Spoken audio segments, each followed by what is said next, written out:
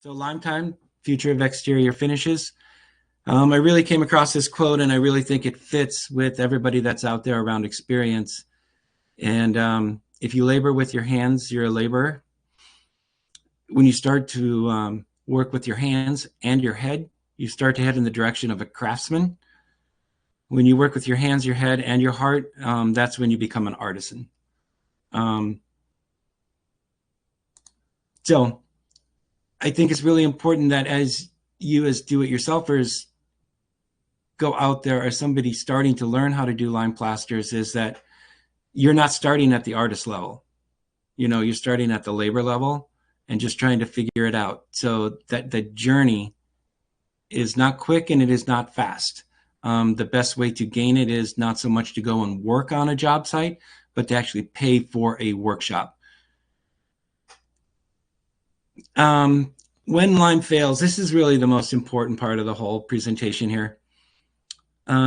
Improper substrate preparation. So if you have a dusty, soft, or super dry material or substrate, if it's dusty, plaster doesn't stick to dust. I will add in that if you have a hempcrete wall, that when you rub your hand down it and herd flakes off of it, 2 or 3 flakes is not a big deal.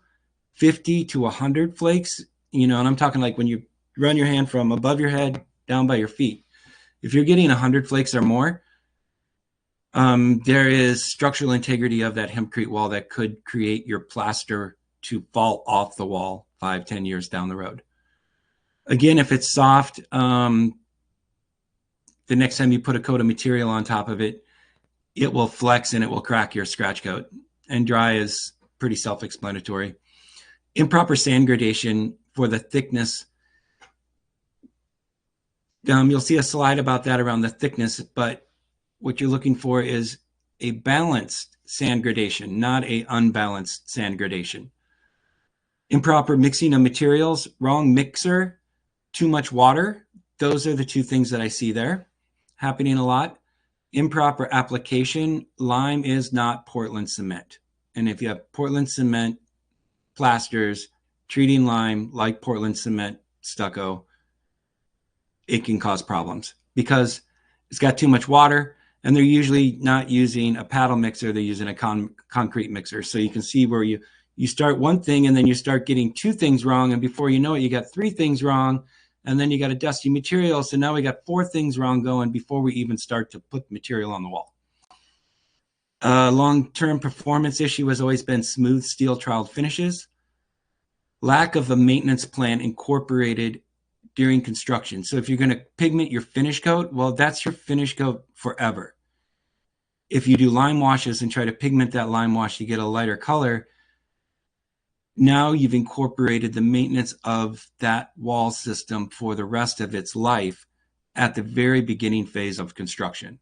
Instead of saying, oh, we're going to pigment it and we want a darker color, so we're going to throw a bunch of pigment in it. So now we got a bunch of really fine filler, and now we've thrown our balanced sand gradation off, and now we're headed in the direction of why I've seen and when I see it fail. And improper curing, if it dries too fast. Drying too slow usually is not a problem most of the time. Again, a basic overview of lime and the lime cycle. It's a historic binder used by the Egyptian Greeks and mastered by the Romans. Main binder when used with hempcrete or hemp lime. Pozzolans can be added to create a hydraulic set to a calcium dihydroxide. Roman concrete plus lime equals lime plus pozzolans. I try to tell everybody when you start to play with lime and pozzolans, it's an alchemy sort of situation. You're taking place there, and the more experience you have with the material and the more testing around different lime and pozzolan blends you do, the better handle you will get for it. Don't expect you're going to get something great right out of the gate. And again, lime is a desiccant, so it dries organics out, which is really great for a hempcrete and natural walls. So we talked about a little bit earlier about lime plaster coats. And this is a really good example that I saw in a book. And it talks about the Italian different coats, A, B. A would be a scratch coat for us. B would be a brown coat. We do a finish coat at C. You could even take it further with a D coat, which is even a finer aggregate material. And you can see that aggregate inside of those plasters, because you can see it's not all fine stuff. They're not trying to make the thickness of the plaster of A with the aggregate size that is in D or C, you know? And so the thicker plaster needs a little bit bigger chunks, and you're looking for a bell curve. And one more thing about lime plaster coats, a lot of the Roman lime plasters that are out there that are still on walls and different things, they find a lot of that, especially in the bathhouses, that was 5 to 6 or 8 inches thick of lime plaster. And so it's just showing that it's not just A, B, and C. It could be a 5 Bs or 5 As and 1 C coat. And so that's what we kind of do when we do our Cadillac showers. We'll do 2 inches of base lime plaster of that A and B level before we even get to putting a C level on and then finishing it with a D level and soaping it, because we're wanting to get good thickness of limestone away from that organic hempcrete wall. This is a really good picture of something called fat lime. It's when your lime gets worked up really good and it's really easy to work with. One thing that you want to note here is it looks really thick in this photo. The reality of the world is that stuff spreads like warm butter. It is the smoothest stuff in the world. And so when we go back to when I first said, what are some of the problems? One of the problems is too much water in the material. Well, we can see there's not too much water in this material. And if you're trying to plaster with something that's running off of the shovel when you pick it out of the wheelbarrow, or that when you push the wheelbarrow from point A to point B on the job site, if it automatically levels out and it develops a film of water, you've got too much water in that mix. Texas Healthy's Homes lime plaster application is we do a scratch coat. We moisten our wall. We really soak those hempcrete walls down sometimes, depending on the side. If it's the north side, less, south side, more, west side, give it as much as it can take. But we want to try to create some extra moisture in the wall so that as when the lime is curing out and water is getting pulled off the surface, it's got water underneath of it that can get pulled through that material to help keep it moist. We mix with a paddle mixer. We try to use an ASTM C144 sand. You really can't find it. An ASTM C33 sand works really good. We're going for a total thickness of plaster of at least 3/8 of an inch thick. Trowel down with a small trowel, and then we rake, scarify for the next coat. It's never left with a smooth finish. So you can see it's not really a smooth finish there. On our brown coat, we moisten the wall. We mix it with a paddle mixer. We use that C144 sand if we can get it. We do another 3/8 inch thick coat. It's troweled over the scratch coat, and then it is wood floated at leather hard. So you can see here, this crew member is using a wooden llana from Mexico.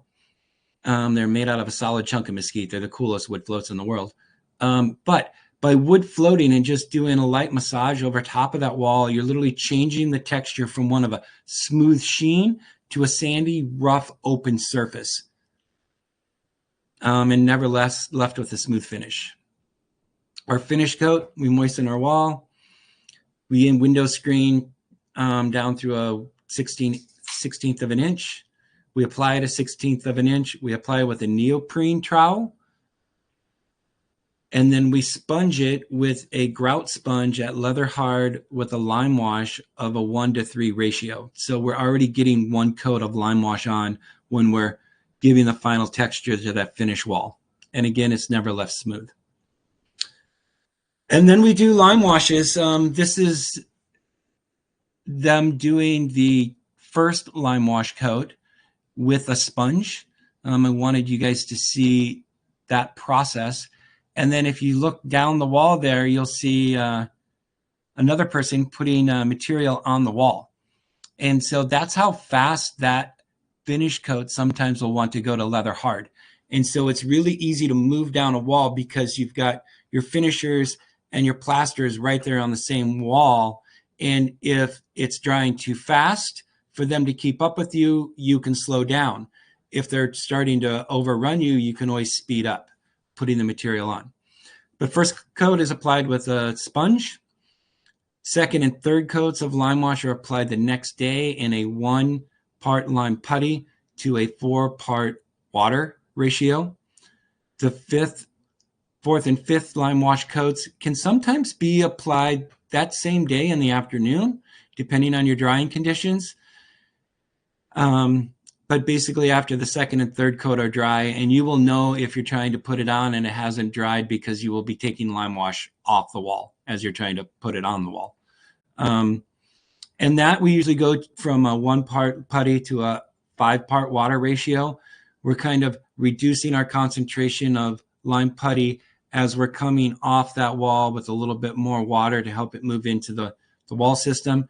And then what I found in our 6th or 7th coat of lime wash, we do a 1-to-6 ratio or a 1-to-8 ratio, and then pigment is added to it for color.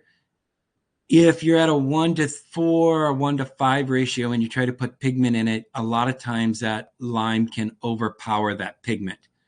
And so we've found to make it easier to get a more uniform color and not have any flash drying, we do usually a 1-to-6 to 1-to-8 ratio with pigment in it.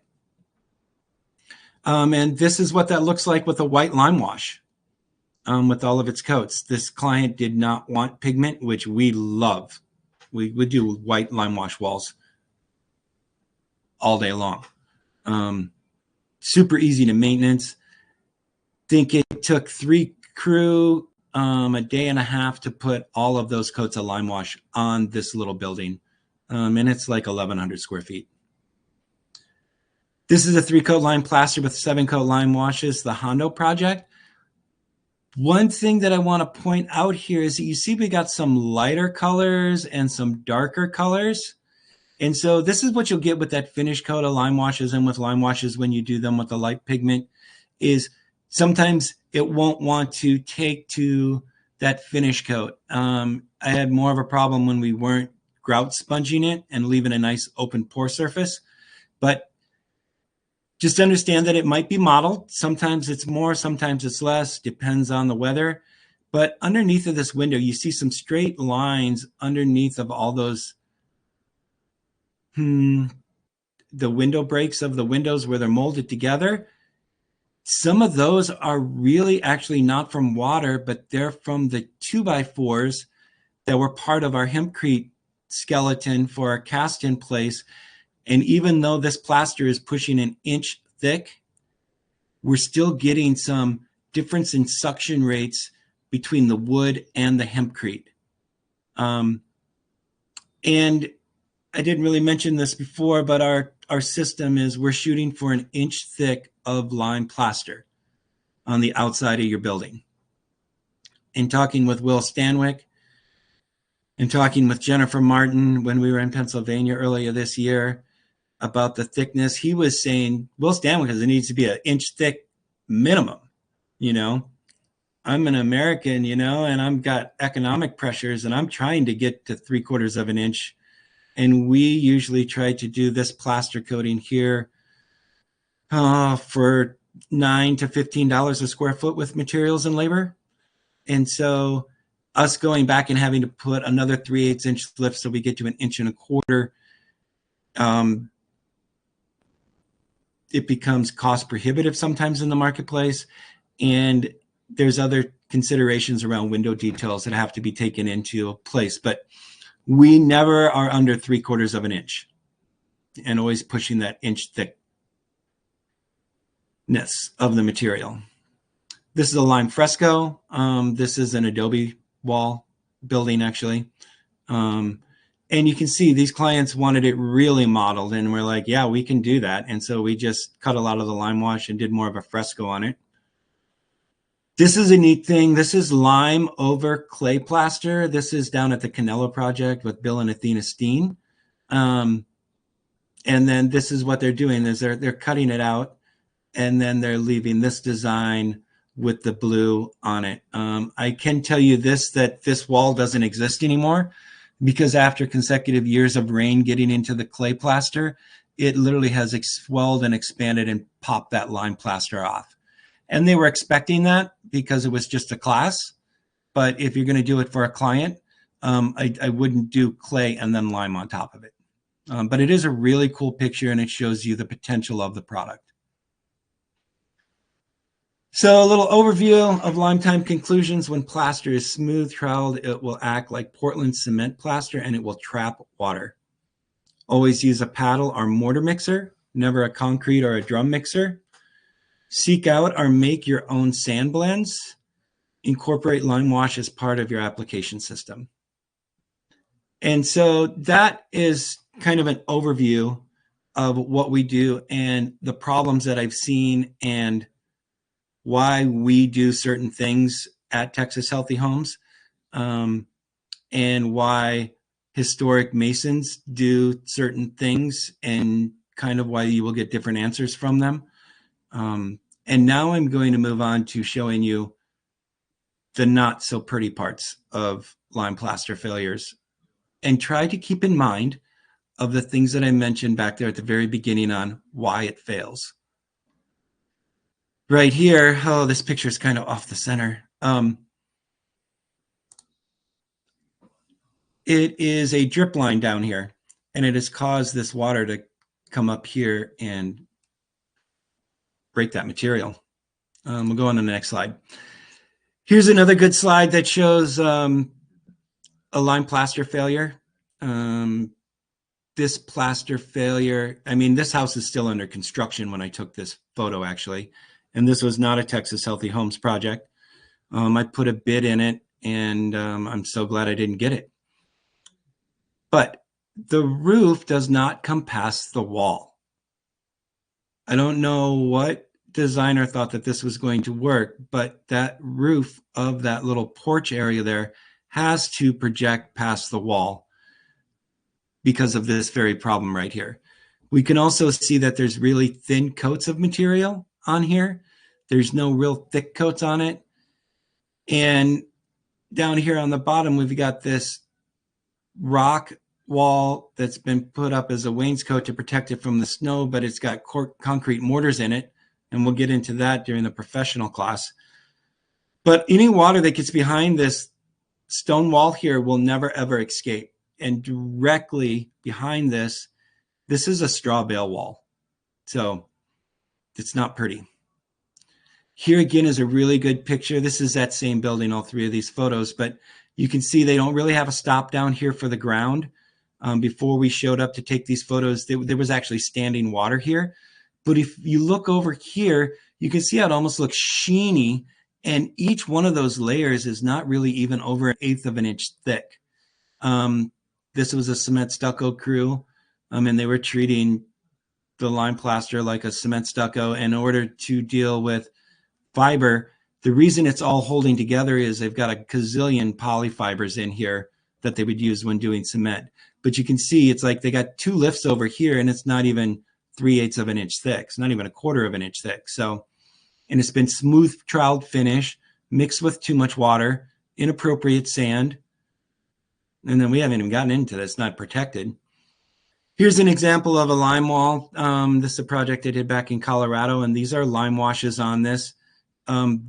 This is, if you're worried about the lower 2-3 feet of your wall, this is the proper drip detailing that you need to incorporate around your windows. It took me 15 years of doing straw bales to actually get an architect to specify this detail. A lot of times on your projects, you'll get freeze thaw cycles and water at the bottom of the windows on the corners. A lot of people try to put a wood sill or a stone sill in there to help it, but that doesn't help it. You really need to do a Z flashing that has a leg that comes up, that then you can do a J stop that doesn't come all the way down to the Z flashing. And that Z flashing comes right up underneath of your aluminum clad window. One thing I know for sure, that when you do caulking from metal to metal, it really holds well. When you do caulking from metal to lime, it fails every time. And then another thing on this particular project, dealing with gabled walls has always been a nightmare to try to plaster them. You've got different insulation thicknesses, mediums changing. And so I've had such a hard time with trying to get lime plasters to perform on a gabled stick frame wall that I won't do it anymore. And on this particular project, I refused to put lime plaster up there. And they were like, oh, great, we'll just do some more metal, because this is all going to be rusty metal look, craftsman style in the mountains. And we've gone to that with all of our homes that are gables. We only build homes that we build now with hip roofs. We did back then, but every now and then you get an architect that wants you, that has a gable, and they want you to do something with it. If you do lime plaster up there on that stick frame gable, it's not going to be an insulated space, so you're going to have freeze thaw cycle taking on both sides of the wall. You're going to expansion, contraction. It will crack and it will fail, only because that roof system is moving, and so it's not going to hold up. Cement stuccos don't hold up. Metal holds up awesome. Here's another little finish shot of lime showers. The one on the right is a Honda one, and this is a Cadillac system. And the one on the left is one in Colorado, was a remodel that was done, and they wanted a turquoisey look. And so I wanted to make sure we had a slide here of lime showers, because this is what everybody's after, you know. I mean, both of these are incredibly beautiful. And being a plasterer, we get a tile guy to do our shower floors, and then we take care of doing the finish. And so the less subs you have, the better off you are, right, Ray? And then this is a Honda project with the breezeway. We did a wood wainscot in the breezeway to protect it from chairs and everything bouncing up against it, because it is a massive public use. I mean, I can see little kids on scooters and bicycles beating the heck out of those walls. So we put a wood wainscot and beat it up. And a 3-coat system. And then the one on the right, these are all hempcrete walls. There is a brown coat of lime plaster over top of those hempcrete walls. And this is 2 different colors of American clay finishes. In our building system overview for Texas Healthy Homes, we do a grade beam foundation, our monolithic hemp lime walls, hempcrete walls, infill our blocks, which gives us no drywall, an exterior 3-coat lime plaster system with 5 to 7 coats of lime wash. The Europeans say that if you do 7 coats of lime wash during construction, you should not have to touch that wall for 30 years. So interior plasters, lime and clay plasters, brown leveling coat with our lime, and then a finish coat of clay. If you're doing your own house, you can do a brown coat of clay plaster and then do a finished clay plaster over top of it. That's fine. We build for a lot of clients, and they like nice white hard base coat walls. It makes them feel very comfortable. So we usually do lime. And then we do adobe floors, and it lowers our carbon footprint. Thank you very much.